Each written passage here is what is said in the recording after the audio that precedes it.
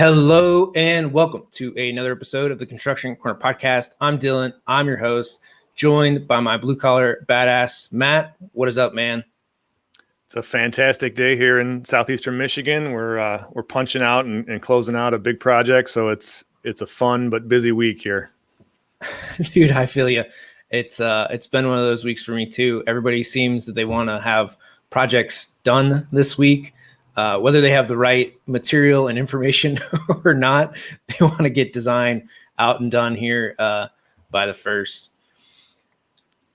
Guys, we have an amazing guest. We'll do some a little more chit chat here, but we have an amazing guest for you today, Luke Marcotte. He is the owner of Elektrk, which is an electrical subcontractor that he founded back in 2014. We're super excited to have more and more people come on podcasts that are in the trades, that are running their own companies, and that can provide great experience and insight to this wonderful industry that we love to call construction. So Luke, welcome to the show.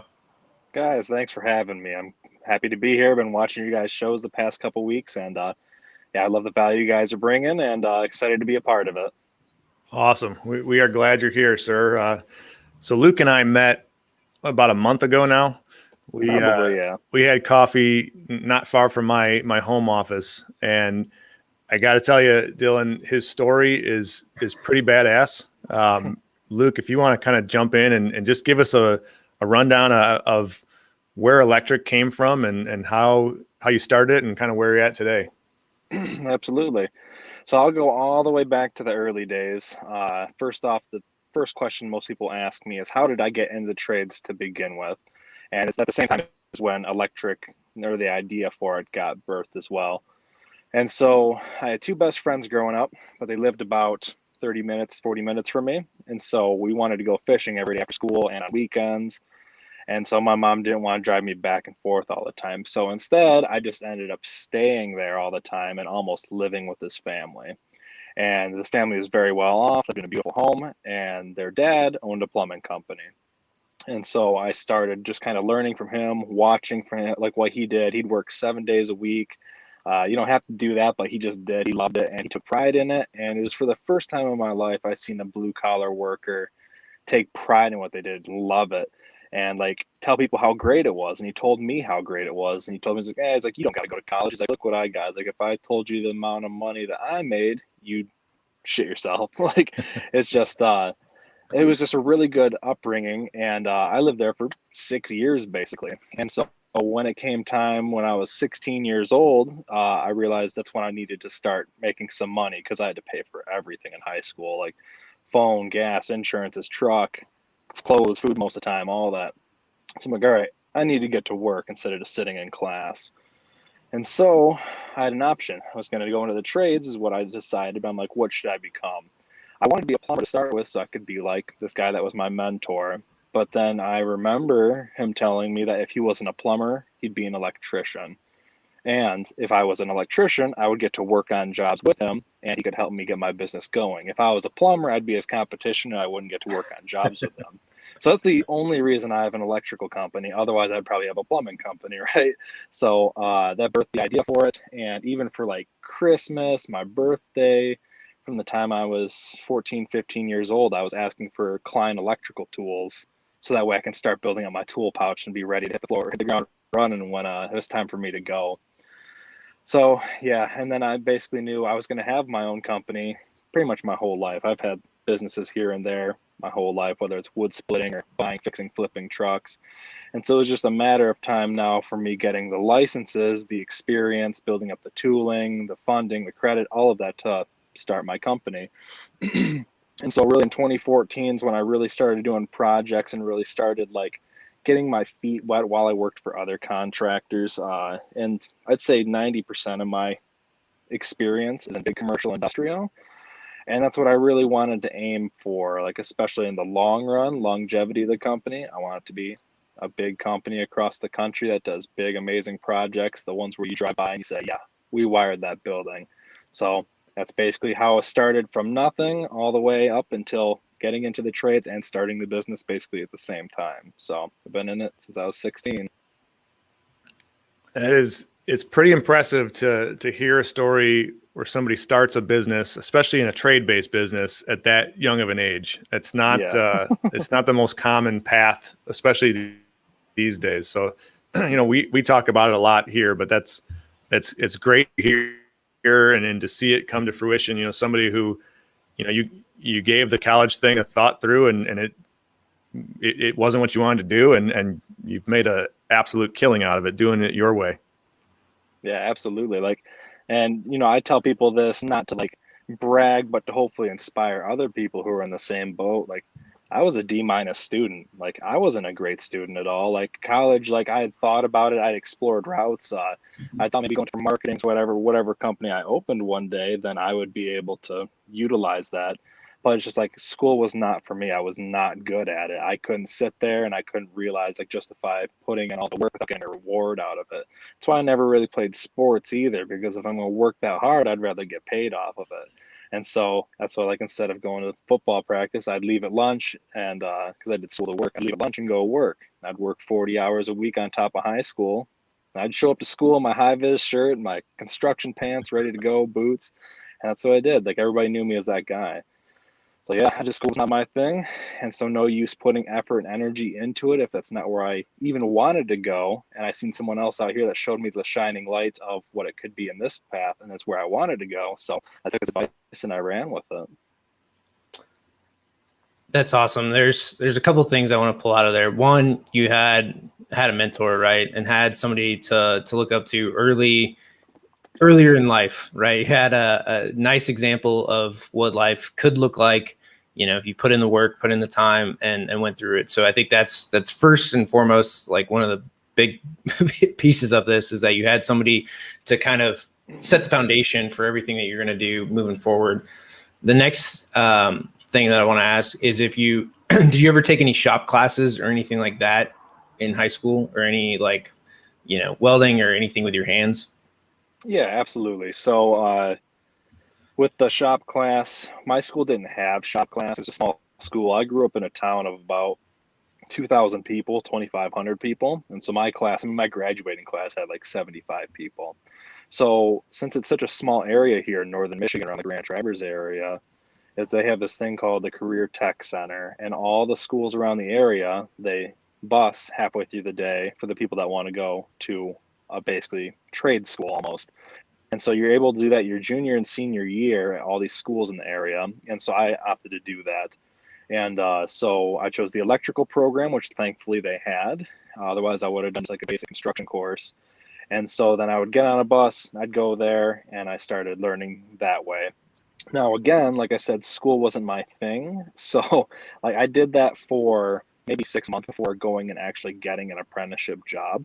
But that 6 months, the little things I learned there, from the code book and all that, put me years ahead of other people. But I was just so ambitious. I needed to get going now. So it's I still went there 2 days a week. I think I had to for basics classes and to get my credits basically. But the other 3 days a week, I would get to go and work halfway through the day. So yeah, I had a trade school in high school that I got to go to. So it worked out really well. That's awesome. Now for everyone out there, walk us a little bit through in going and getting an apprenticeship. If because some people might think you have to be 18 to go and do that. What are there any other requirements, anything like that in, for anybody out there, or that maybe has a friend that's looking to get into the trades, right? Did this later in life, or even through this high school path, right? To where you're, 16, 18, right? Haven't graduated or anything, but you're looking to get in, you're looking to start getting your hours and all that stuff so that you can build up for your licenses.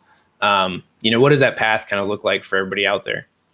Yeah, so I actually do a lot of social media stuff on Instagram and YouTube, explaining how to get into the trades, because that's a question I get a lot, is how do I even get started? Most people don't know.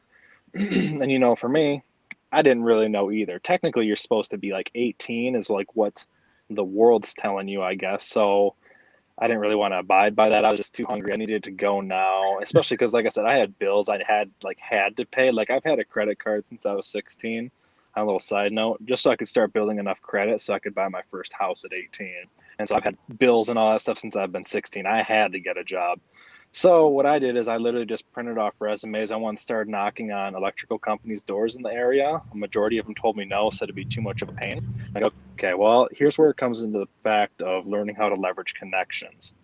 I had a really great connection with my 5th grade teacher, and I have a great memory too. I remember way back when that they had a company working at the school called, her last name, Elektrk. And I messaged her. I'm like, hey, are you related to these people? And she's like, yeah, it's my cousin. I'm like, would you mind talking to him, see if I can get an apprenticeship? They're like, yeah. It's like, I guarantee you'll sit down and talk with them. I'm like, sweet. So I went in there, interviewed him, and obviously once you get in front of people, and if you like have the charismatic, whatever you want to call it, like you get in there and you talk to them, they'll give you a chance. And it's easier than them just saying no over the phone or on email. So anyways, he's like, yeah, sure, we'll give it a shot. And it was just a small company, just 2 guys working there. And they let me come in after school and help. And then they would even let me come in on weekends and help. And so that's how I got my foot wet and started in the electrical trade. Now, what I tell people is do something very similar. Even if you're in high school, out of high school, if you're 20 years out of high school and you're in your 40s, I don't care. Literally just go talk to companies, go talk to people, knock on doors, bring a resume, whatever you got to do. Just talk to somebody. And I guarantee you there's someone out there that's willing to give you a shot. So it's as easy as just going out and talking to people and trying to land yourself a spot and just say, hey, I'm motivated. I want to do this. It's not that I have to be here. It's I want to be here. And that'll go farther than most people ever imagine. Yeah, that's huge. And learning how to leverage your network, learning how to leverage relationships. That's the single best way to get your foot in any door. I don't care what door it is. Absolutely. So Luke, now that you've run this company for what, seven years ish now, Yep. How many employees do you have currently? So we have 10 right now, and then we're hiring probably 4 more in the next month at least. And then if not more after that, and probably 5, because I've realized I really needed like a secretary now, because answering the phone and email is just way too hard for me while I'm trying to do everything else. But I mean, I imagine we'll be upwards of 20-25 by the end of the year, and we got 10 right now. So are you still pretty fully engaged in all aspects of the company until you get some help anyways? Yeah. So I don't do a whole lot of the hands-on work anymore. Sometimes I go out on weekends, more times than I should, still try to do it, or even late into the evening. So one of the mindsets that my mentor that owned that plumbing company instilled in me was the first 40 pays the bills, the second 40 buys the toys.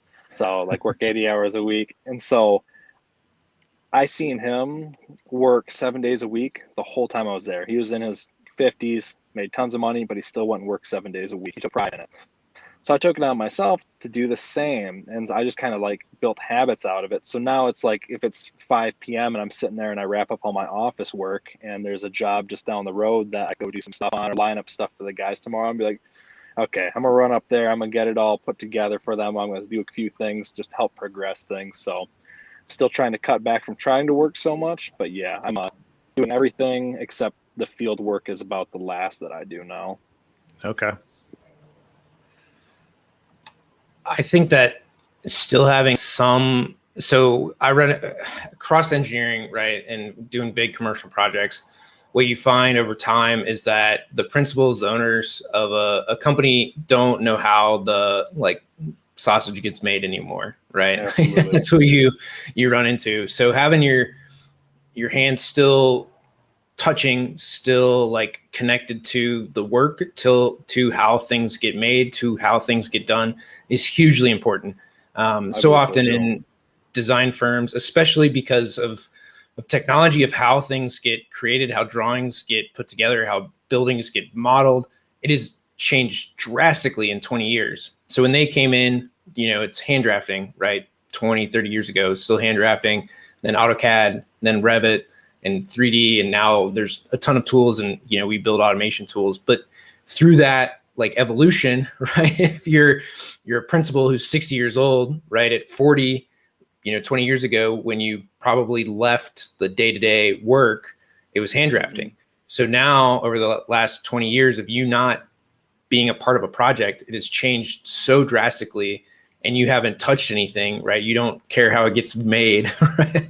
Other than it gets done, that you're disconnected from it. So I still think a dabbling, if you will, or a touch back into it, a walk-in of job sites, of laying things out, of doing that. But it doesn't have to be like every day. It doesn't have to be every week, but it does have to be on a fairly regular basis to where you remind yourself of of what it is. And then to help, that also helps as owners, as executives, as everybody out there in those leadership and, doing other types of work and not the production work. It reminds you how to get things done and what your people have to go through to, deliver a product, whether that's on the design side, whether that's a building, whether that's, putting in switchgear, whatever that, thing that your company is delivering. It's great to maintain a working relationship with how things are done. And so often I think that gets forgotten as people move up the chain, up the ladder within an organization. Absolutely. They forget how things get done or what it takes to get done, and lose all like reference of time and expectation. Absolutely. Yeah, I totally agree. I couldn't agree more. In fact, I remember when I was an apprentice, so after I left that small company after 6 months, that was the first company, I went for a large firm, and they were like, to put into perspective, I was the 68th employee when I hired in. And when I left 2 years later, there was 150 some employees, I believe. So it's like a fast growing, big commercial, industrial only company. We pulled like huge 600s. Like we were on projects that were $10 million projects and things like that. And one of these projects was a really big project, and we had tons of fun there. Still the funnest project I've ever been on in my life. And so the owner of the company, the president, and the head project manager, they both were talking about coming to the job, putting their tool belt on for a Saturday and working with us. Like nobody had ever heard of this. Nobody had ever seen these guys work type thing. And we were all pumped. Like I was like, oh, I had a great relationship with the owner of the company. I'm like, I can't wait to like see him with his tools on and just like run circles around him because he hasn't done it in 30 years or whatever. But anyways, they never came and did it. And so it's like, that was kind of a bummer to us. And we're like, man, like that would have been really cool. Even just as far as like a respect standpoint from all the workers there. Not that they need our respect, but like just picture how much that would pick up the workplace vibes and like the culture of the company and everything like that. So I've always kept that in the back of my head, and I always jot these things down when I see them through my apprenticeship. So that way, when I'm at that position with my company, I don't make the same mistakes. So even when we're at a few hundred employees, I'll be sure to go out on the job site and help them out on a Saturday and show them I still got it. It's hugely important because you keep a pulse that way on your whole organization. And up until very recently, I did the same thing. I'd be out there on Saturdays digging holes or, driving bobcats, doing whatever had to be done. I'll be quite candid. In the last year, we hired a really good superintendent, so I haven't had to do that nearly as much, but I still get my ass out on that site 2-3 times a week. I'm still there. I walk around with him. But on top of that, I am very big in our subcontractor relationship. So I'm constantly chatting with our electricians and our plumbers and our carpenter and, everyone across the whole site, because once you lose that pulse, then you're just an asshole in the office. And you're just a suit at that point. You are. And your job sites will show it, right? I mean, there's a different culture. There's a different vibe out there when people are working and you show up and you haven't been there in 6 months. Everyone kind of clams up and they don't know what to do. But when you're there regularly and they know you, not necessarily as a friend, but as a coworker, really, because on a big site like that, we're all coworkers at the end of the day. Yep. It just helps, I think, with the overall vibe, the overall culture of any project. I believe so too. Absolutely. Yeah, in there, it's so much to walk around the office, right? So in like design firms, to walk around the office. For construction firms, your office is the job site, right? Like to go out, see those people, and do that on a regular basis. I couldn't tell you how many times. So in one of the design firms I worked in, we had multiple offices and they had board meetings in our office every month. None of the board members ever walked around our office. Like none of them. I mean, they didn't know And we were a company of 100 people. It wasn't like it was crazy. And in our office, there was maybe 40, right? It would not have been hard to walk around, to say hello, to, just show a face, right? But that didn't happen. And in most of the design firms that I've worked in, that never happened. And the culture shows, right? And it permeates through everything. So having that connection, having those relationships, and then, for, like Matt was saying, to go out, if you're a general contractor, I mean, basically anybody on the construction side, to form those relationships with all of your subs, all your partners in the business. And the other thing that I would suggest, that I've suggested it when I worked in design firms, and this is actually going to be the first time that I talk about it here, is as a design firm, we never really formed as good of relationships as we should have with our construction partners. So, and across the board, right? We'd work with all of them, especially of size, but to have get-togethers, to do more things as a construction industry in whatever town, whatever city that you live in, to get together, whether that's even just at the young professionals level, right? People that are just starting in the industry, to have those get-togethers, to know people like, this buddy works over here at this construction company or this contractor or whatever. And having those relationships across all the bounds, you see that community within most of the contractors, because, I mean, again, they're all on the same job sites. They're all working on the same projects together. And I think the more that we could bring that connectivity, that, hey, we're all in the same team type mindset, to more and more communities, to have design and construction. I mean, just like we're doing here, right? To have more of these dialogues, these conversations across in a casual thing, right? It could be happy hours, it could be whatever, very simple, inexpensive. Everyone pays for their own drinks, right? Type of events. Yeah, exactly.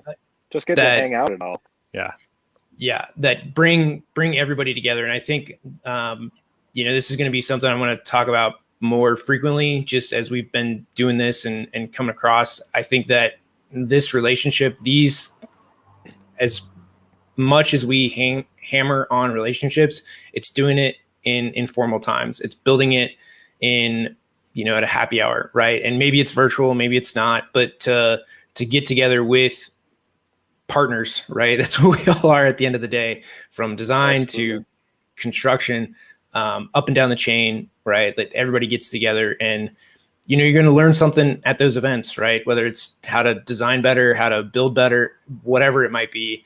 That's something that I'm talking about now. I'll continue to talk about, but I think more in it for everybody out there, right? To do these in your city, in your area, and to get more of these kind of informal relationships, happy hours, right? Who doesn't love a cold drink at 5 o'clock on Friday, right? I think you'll get some people to show up at that point. Hell yeah. And it doesn't even have to be expensive, right? Miller Lite goes a long way. That's for sure. Yeah, and like topping this off, or what adding to this, is the value of relationships that you build through all this. And like this little story that you guys like. So after I left that smaller company, when I first started with, I realized I wanted to go and do bigger projects. So I researched companies in the area that did big projects, and I found this one that I knew I wanted to be a part of because it was newer, had fast, big growth, which is what I knew I wanted to do with my company. So I figured I could learn a thing or two from them. Like I said, I was a 60th employee when I left, and they were only 4 years old at that point. 2 years later, when I left, they were over 150 employees. And so I printed off the resume for this place.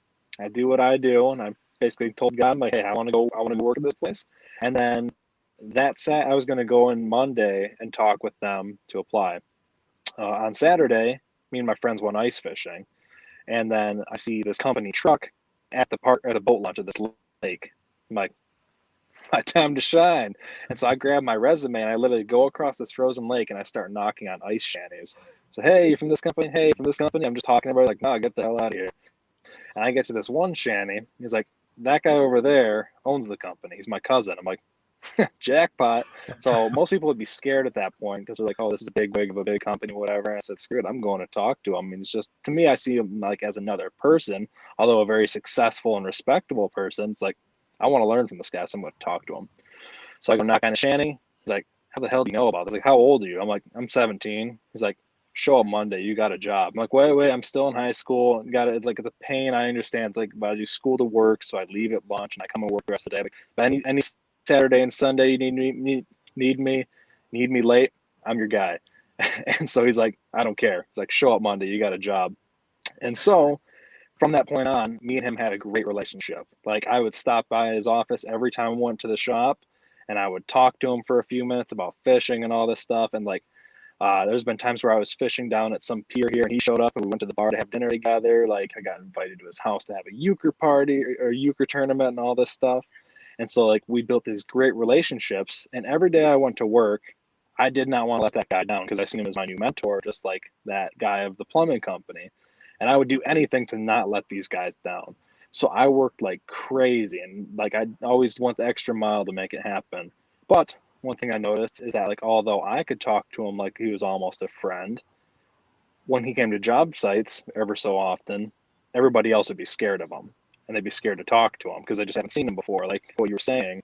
And so that's why I'm tying it back together now. And so it's like other people, they'd be like, whoa, it's like, you could talk to him? Like, you have his number? Like, you know how to talk to him like that? I'm like, yeah. I'm like, I built this relationship with him. So it kind of blew my mind that other people didn't think they had that same kind of access to him. But why would they think that? It was just never portrayed anywhere, and nobody's ever taught that. So I was one of their best apprentices, but some people told me not to brag. But it's like, the reason why is because I always went the extra mile, because I knew him personally. I knew the other project managers personally because he introduced me. And like, he would tell the same story to them every time he would introduce me to someone in the company. And so it built a great relationship, and I did not want to let any of these guys down. I worked 10 times harder for it, and I guess it kind of showed. So definitely it's worth it to build those relationships with people. And I was brand new apprentice, 17-year-old at this point, right? So it's like, even though it might not be someone leading a big project, someone it might not seem like it's worth your time to put time and energy to as like an executive now, it certainly is worth it because that person sees that and they work harder as they come up through the ladder. So it's so powerful. I mean, you just nailed it. It can open doors for you that you wouldn't even be able to imagine. Absolutely. So I'm going to shift a little bit here. Luke, I'm not going to lie. You're one of the more positive people that I've probably ever spoken with. And we've talked a few times now. But I'm going to call your bluff on it a little bit because I know you're in construction, and it's not all sunshine and rainbows out there. So what would you say has been your most challenging aspect of owning your company so far and being in the field you're in? Definitely had a lot of challenges. Absolutely everywhere there is a challenge, I pretty much hit it and had to overcome it. I mean, it's definitely been no walk in the park. It's that zero part of this has been some kind of gravy train where it's like a smooth sail. So, you know, like, it goes in levels for me. So like when I was first starting, it was hard for me to buy tools. I didn't have the money for it. So then I just started doing jobs here and there. And like, from people that knew me throughout the years, just growing up in a small town, they'd have me do little projects here and there. And then from there, as we started to get bigger, I'm like, okay, well, I have money now. It's because I've been working 120 hours a week by myself. So I got the tools, I got the money to fund the projects. Now, how do I get more projects? So I ran into a marketing issue. Okay, I don't know how to market it all. And so that would stump me for 9 months to a year or something like that. And it's just like, okay, well, now I figure out how to market and network and build relationships for the long term. So even if you don't get work now, maybe 2 years down the road, you get the opportunity to do some work with that person. And then you go into a sales thing, and it's always like one after another, just constantly building off of it, each of these little skill sets as you grow. And it's like an ever turning revolving door as you go up different levels. And so, but all of those have been trials, tribulations, all of that. But the hardest thing, I guess it's probably been, is the same thing other people run into, is motivating people and getting people into the trades, and also motivating people who have been in the trades to continue to try and do more instead of just leveling off, and trying to teach people how to learn more and things like that. So, I mean, that's something everybody runs into in any kind of construction business, is the people, because that's like, this isn't something where we're selling a bunch of stuff. It's where we're selling labor of these people. So the people are the asset, they are the value, they are the greatest resource, if you will.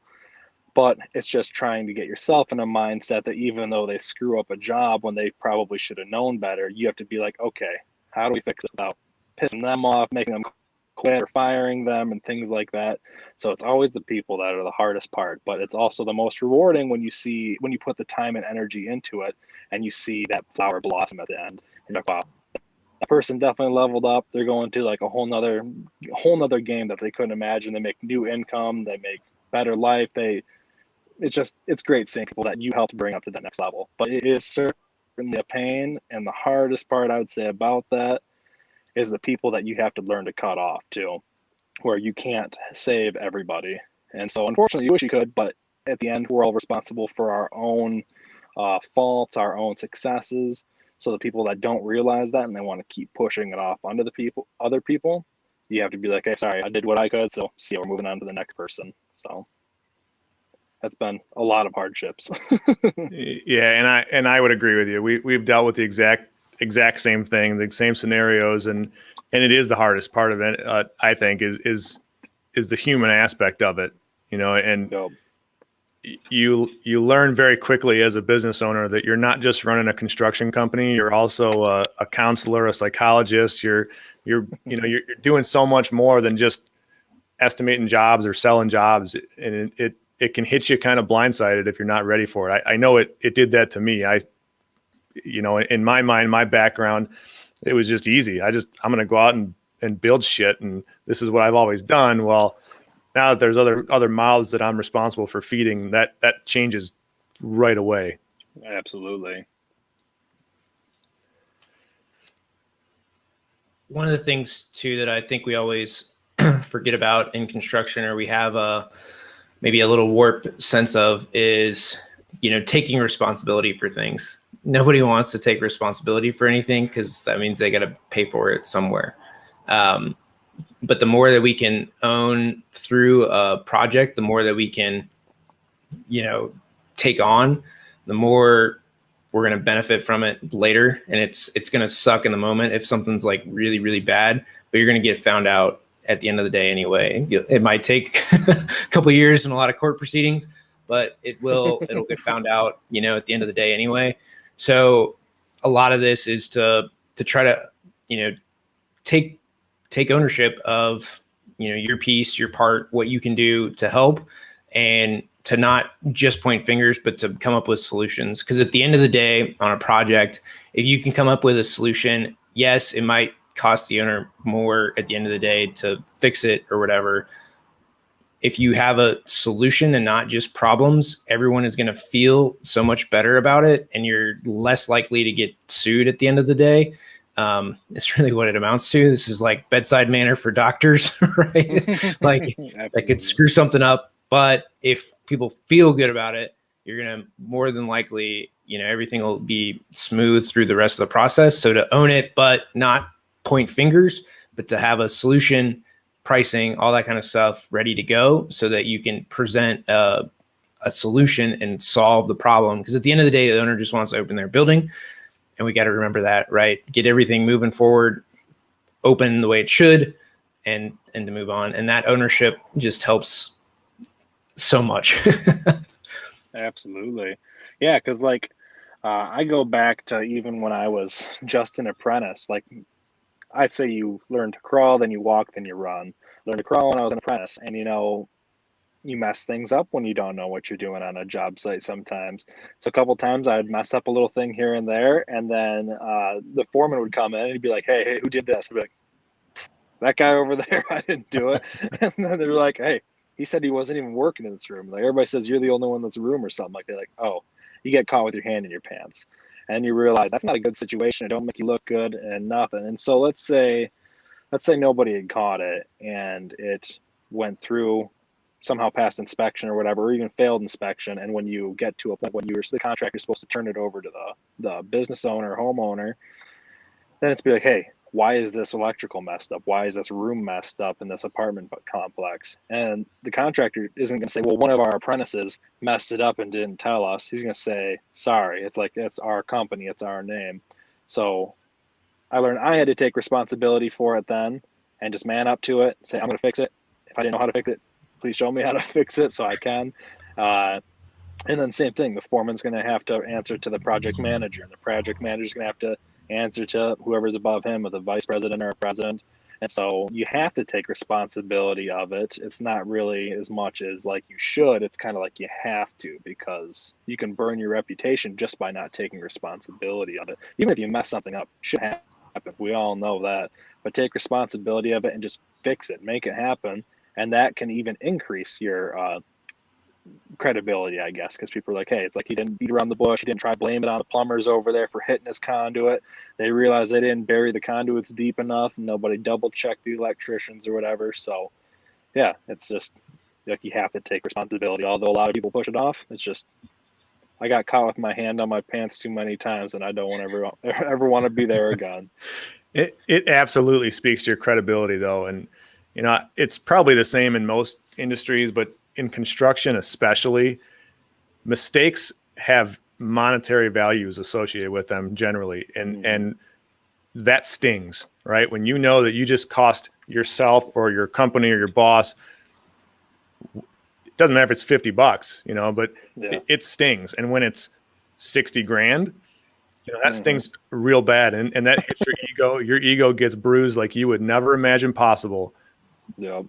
But you got to own it. And that's how you move forward. And if you don't, you get caught with your hand in your pants, or you get caught, and it's a real bad scenario for you at the end of the day. You own it though, and you move forward, you learn from it. You sure as shit never do it again. That's how this whole process has to work, Absolutely. Yeah. And like a good story off of this is, after I left the big company I worked for another smaller company, and I strictly did like custom homes. And so I did it because I wanted to learn how to do homes. It was like 10,000 square foot plus up here in Northern Michigan. I wanted to learn that. So I went to this company now, and I was like, at this point, I'm full on foreman. I'm running jobs. I'm estimating jobs, project manager, basically. And especially for commercial industrial, because the people at this company didn't know anything about it. And so anyways, I'm rewiring a pizza place in downtown Traverse City, and they have a pizza oven, like with stone oven, like one of those really cool ones. Yeah. I'm hooking it up, I'm wiring the place and all that, and then we go and we test fire and everything. And all of a sudden we turn on this $60,000 pizza oven, and it goes boom. Like, oh shit, what just happened?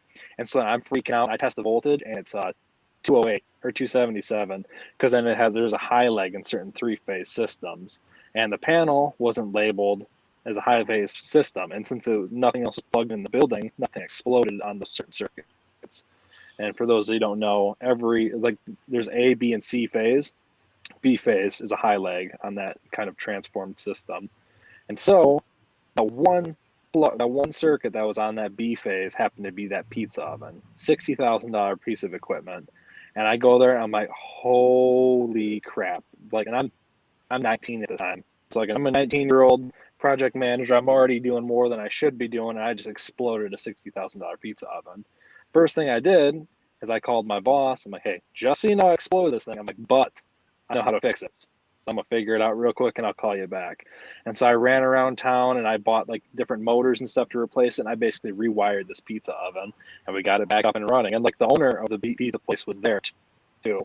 And it was used, so there was no warranty, so we didn't have to worry about that, or else we would have gone a different route. But still, I replaced it, got it all working, changed the circuits back over, got everything off the B phase. Like, all right, we're good. But imagine if I would have just said, oh, yeah, we just exploded a pizza oven. I didn't do that. Someone else did. Like, I would have been fired right there. And, like, that guy probably would have sued the electrician company. That guy only had 6 employees, so it probably would have put him out of business. But just by taking responsibility and going to take initiative and not wasting time or waiting, I just went and fixed it, went after it, and everything was good. Still got paid, so. Case in point, man. You nailed it. Exactly, yeah. Don't do that, but it was a good lesson. Yeah, we were lucky on that one. Wow. And I think it goes to the whole point of being optimistic, right? Being like grateful, having some gratitude on a lot of this stuff, and to just be optimistic. If you know, like, hey, there's a solution to this. We build things, we fix things, right? There's a solution for everything. And to have that optimism through your projects, it's going to go, one, it's going to go a long way. Right? Two, you're personally going to be probably promoted faster than everybody else because you're good to be around. People want to work with you. Your reputation gets built, all that stuff. And then three, right, you find solutions, right? If you're optimistic, you're always going to find a solution to whatever problem you're working through. And that goes a long way to moving forward, and your willingness to learn, right? So if you're optimistic, if you're looking for solutions, then you're willing to learn, you're willing to grow, you're willing to get through something, which also hits on like training. That most people, training is one of the highest ROIs you can ever do, right? Like especially in construction, right? We're getting paid for what we know, for our knowledge, and then the ability to execute that in the field. So like you talked about not knowing things, right? And it's going from apprentice to master electrician, right? You learn more as you go through that. And training is something that gets so undervalued, undersold across, I think, any industry, any company, but especially in construction, is that continuing education, the ability to continue to learn, continue to use new tools, technology, whatever it might be. But just understand that training is one of the just highest ROIs that you can do because we're such a people-based industry. So I just want to put that out there that like as you move through the ranks, as you move up to companies, like don't forget to continue to train your people or go through trainings, and not just like the lunch and learns that nobody ever likes, but actual like, real world hands-on training. Yeah, absolutely. I totally agree. I mean, I've done training for everything. Like I got addicted to the mentor mindset, if you will, back when I started living with that one guy who was a plumber, so like he basically trained me how to even get into the trades, how to succeed in the trades, how to start a trades company, etc. And then from there, I realized that I was outgrowing his knowledge. So then I had to go to the owner of that bigger company and use him as a mentor so I could learn then how to operate systems. And I have like all these like systems that are basically copy and pasted from their company, which is like job codes and estimating and things like that. I just ask questions. And so like you learn from these people. And so I'm using that as training. And then you get to a point where you're a business owner now. And that's where you join things like Arate or Apex and other like masterminds. It's like, okay, well, that's training for us. But then you also need training for the people that are doing the electrical work. And so like, luckily, here in Michigan, you have to have training for you to start your electrical apprenticeship. So you have to have a training just to even start it and be through your apprenticeship. So that's good because then you can utilize that as an excuse even to do training and teach people more and become a more competent, qualified electrician and learn more of the science behind it instead of just saying, yeah, I can run conduit from point A to point B. It's like, no, I know why we're running this conduit and we're derating it. We find it in Annex C for how many conductors you can find inside that conduit. So that's very valuable stuff, and I believe everybody needs to not only be taught it, but also reminded it often, because sometimes you might not pull 600 kc feeders to a bus duct for 3 years, and then when you get back there and you have to run cable tray for it again, you're like, oh, what happened? Like, no. So if you have constant reminders of it, then yeah, you're gonna always be on your toes and ready to go for it. So I think we're kind of coming up on time here, Luke. So I'm going to ask you the big question that we ask everybody. Right. What do you see as the biggest issues facing the construction industry today, and how do we fix it? Again, the people. That's the biggest thing. Like I said, that's 90% of what any kind of construction company or construction industry is the people. And so what's wrong with the people? Well, not really that. I don't think it's even wrong with the people. I think it's on us. I think it's on the contractors, everybody that's in the trades and above people that aren't in here. And so we have to take on ourselves to fix these things. But we have problems with people trying to get into the trades. We have problems with people trying to excel in the trades and actually develop a real career here. A lot of people, they might even get into the trade for 4 years just to make enough money until they have an opportunity to get into some other job. When they don't realize that there's more opportunity here if they would just put the same time and effort into this. And so we need to focus as the leaders of this industry to train these new people, show them the opportunity, showcase what it's capable of. Like, I want to get Ford GT one day. I'm going to show people that. Say, hey, I was an electrician. I was a D- in high school. I didn't go to college, and I have this car. Like, that's like what I want to do. Most people would say, oh, I don't want to be flashy. But guess what? That plumber's house that I grew up at, he lived in a beautiful custom home on one of the most beautiful rivers in the country. Like, the lake that it connects to is actually voted third most beautiful in the country. And then he had 2 houses down each way that were rental houses on the river. It's like, okay, that's pretty cool. That's something pretty like impressive. And then not even as a business owner, the people that are in the trades, there'd be some guys you'd see would show up in a 2000 Ford Focus that's rotted out and they live in a trailer. Nothing wrong with that. And then you'd see some people, they'd show up in a brand new diesel pickup and they have like a great family and they have a beautiful home they just built and a pole barn and all this stuff, like the whole tradesman dream, basically. And then you're like, wait, how did you get that?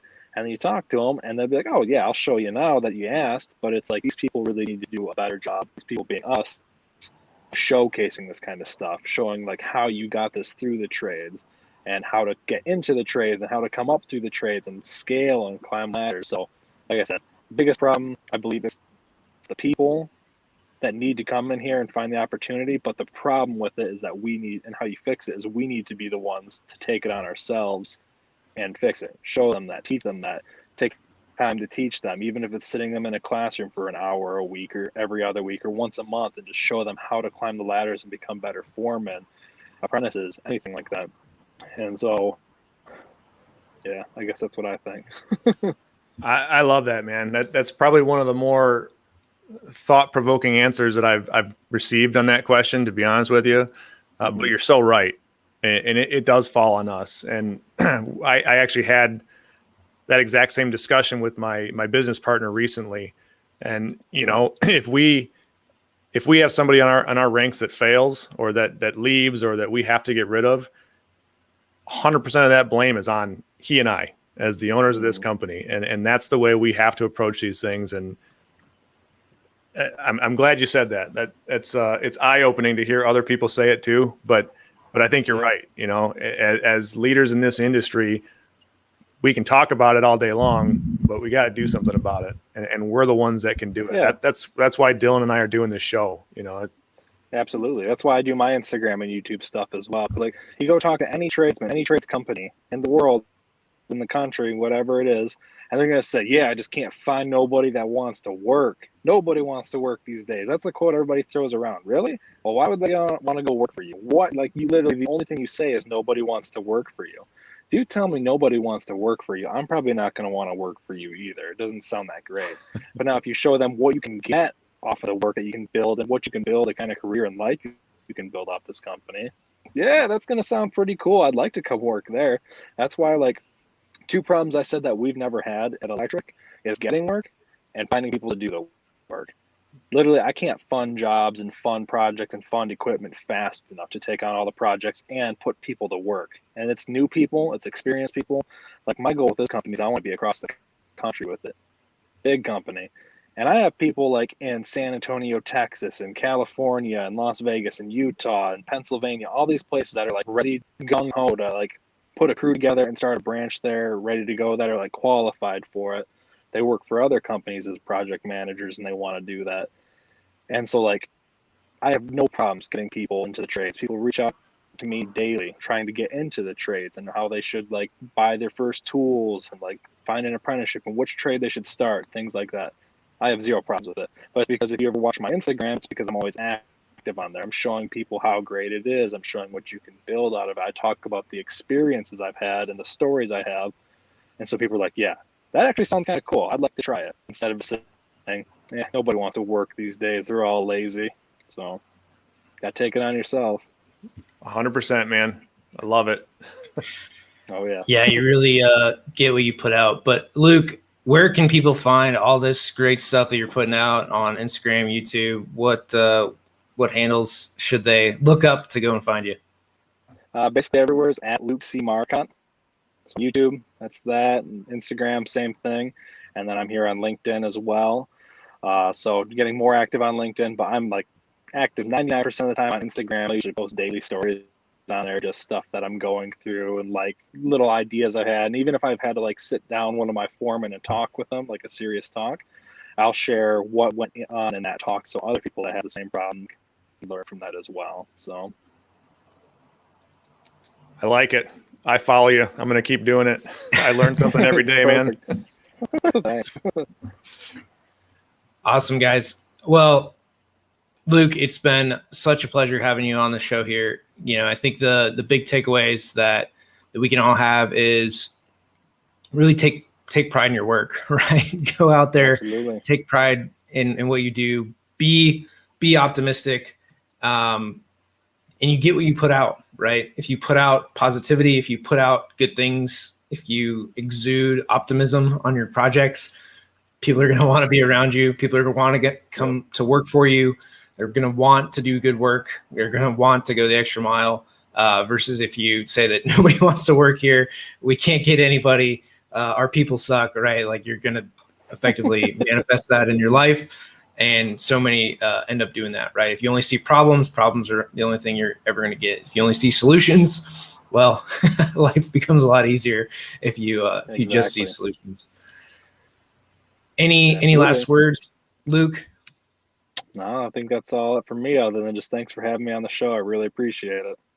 Glad to have you on, man. And hopefully we can do it again someday. Yeah, I look forward to it. Awesome, guys. Well, go follow Luke. Go bring somebody else into the trades, into construction. We need more great people. And then to talk about how great this industry is. We're doing it here, but we can't do it alone. We need everyone out there to really talk about how great an industry construction is, the beautiful things that we build, and really the world that we live in is all done through, our designs, our builds, our execution, and we couldn't have it without construction. So we need more great people into this industry, and it's on all of us to bring them in. So that's this episode of the Construction Corner podcast. Until next time.